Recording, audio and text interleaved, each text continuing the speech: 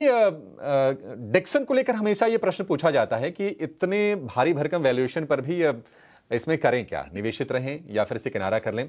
आप जरा बताइए, इस स्पेस में अगर रहना है, अगर थोड़ा सा लंबा व्यू भी लेना है, तो आपको वैल्यूएशन के लिहाज से और ग्रोथ के लिहाज से एक बढ़िया मैच कौन से शेयर में दिख रहा है? देखिए अभिषेक भाई, इस क्षेत्र को लेकर के अभी अभी कुछ चिंताएं खड़ी हुई है कुछ दिनों में।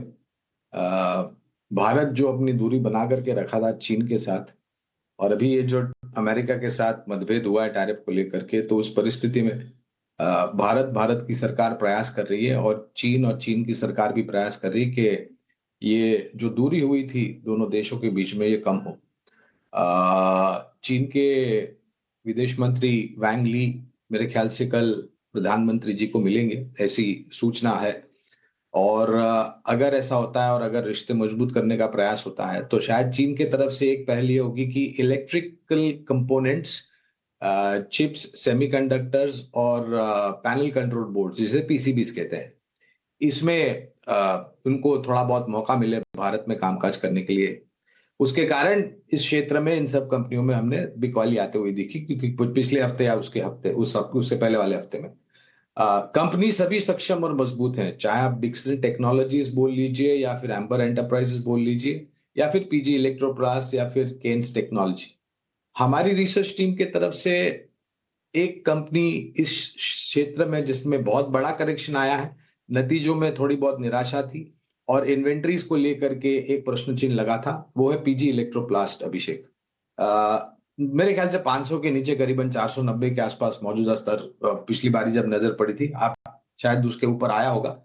तो इसमें एक बहुत बड़ा मौका है ये, इसलिए मैं इस कंपनी का जिक्र भी कर रहा हूं, क्योंकि एक तो क्षेत्र आकर्षित लग रहा है, भले चीन की तरफ से कोई भी हो। मेरे ख्याल से सरकार भारत में स्थापित कंपनियों को कोई नुकसान नहीं पहुंचने देगी और बराबरी का स्तर देंगी उनको। और इसमें जो करेक्शन आया है नतीजों को लेकर के और इन्वेंट्री पाइलअप को लेकर के, ये अब जो होना था हो चुका है। रिस्क रिवॉर्ड यहाँ से फेवरेबल है। तो अगर किसी का लंबी अवधि का नजरिया है तो इस क्षेत्र में से पीजी इलेक्ट्रोप्लास्ट पर लंबी अवधि के लिए निवेश की राय है हमारी रिसर्च टीम की तरफ से। ठीक है, लंबी अवधि के लिए पीजी इलेक्ट्रोप्लास्ट पर निवेश की सलाह है। बाजार में देखिए थोड़ा सा ना ओपनिंग के बाद हल्का सा जो डिप है, हमने देखा था कि जो 24,900 तक आया निफ्टी, उसके बाद फिर से एक रिन्यूड इंटरेस्ट बना है बाजार में। 325 अंकों से ज्यादा की मजबूती हम निफ्टी में देख रहे हैं। निफ्टी बैंक की बात करें तो 750 अंकों की तेजी है।